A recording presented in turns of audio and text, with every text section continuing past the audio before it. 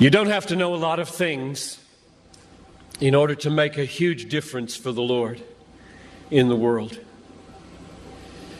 But you do need to know a few things that are great and be willing to live for them and die for them. People that make a difference in the world are not people who have mastered a lot of things. They are people who have been mastered by a very few things that are very, very great. If you want your life to count, you don't have to have a high IQ and you don't have to have a high EQ. You don't have to be smart. You don't have to have good looks. You don't have to be from a good family or from a good school. You just have to know a few basic, simple, glorious, majestic, obvious, unchanging, eternal things and be gripped by them and be willing to lay down your life for them, which is why anybody in this crowd can make a worldwide difference, because it isn't you. It's what you're gripped with.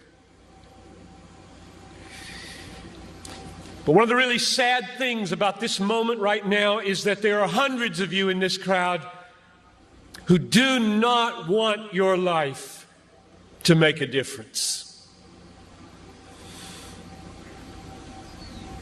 All you want is to be liked. Maybe finish school, get a good job, find a husband or a wife, a nice house, a nice car, long weekends, good vacations, grow old healthy, have a fun retirement, die easy, no hell. And that's all you want. You don't give a rip whether your life counts on this earth for eternity. And that's a tragedy in the making. That is a tragedy in the making. About 3 weeks ago, we got news at our church that Ruby Elieson and Laura Edwards were killed in Cameroon. Ruby Elieson, over 80, single all her life,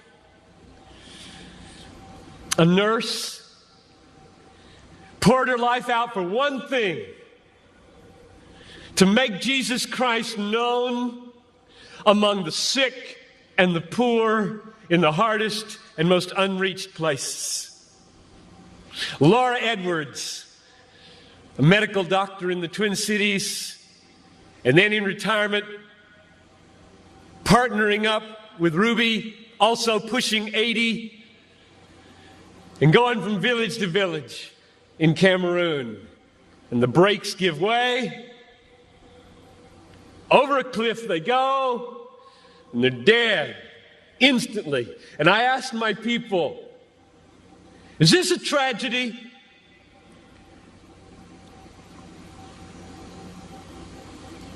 Two women in their 80s, almost. A whole life devoted to one idea: Jesus Christ magnified among the poor and the sick, in the hardest places. And 20 years after most of their American counterparts had begun to throw their lives away on trivialities in Florida and New Mexico, fly into eternity with a death in a moment. Is this a tragedy, I asked? It is not a tragedy. I'll read you what a tragedy is. I've got a little article here from Reader's Digest. You don't read Reader's Digest, I know that. But there is a generation who does. This is a tragedy. Title of the article, Start Now, Retire Early. February 1998. Bob and Penny took early retirement from their jobs in the Northeast 5 years ago when he was 59 and she was 51. Now they live in Punta Gorda, Florida, where they cruise on their 30-foot trawler, play softball, and collect shells. That's a tragedy. That's a tragedy. And there are people in this country that are spending billions of dollars to get you to buy it. And I get 40 minutes to plead with you, don't buy it. With all my heart, I plead with you, don't buy that dream. The American dream. A nice house, a nice car, a nice job, a nice family, a nice retirement, collecting shells.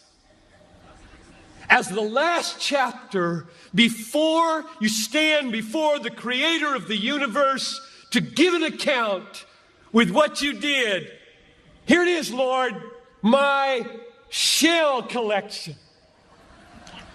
Look, Lord, my shell collection. And I've got a good swing.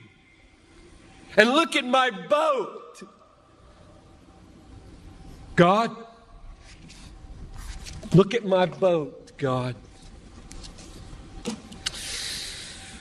Well, not for Ruby and not for Laura. Don't waste your life. Don't waste it.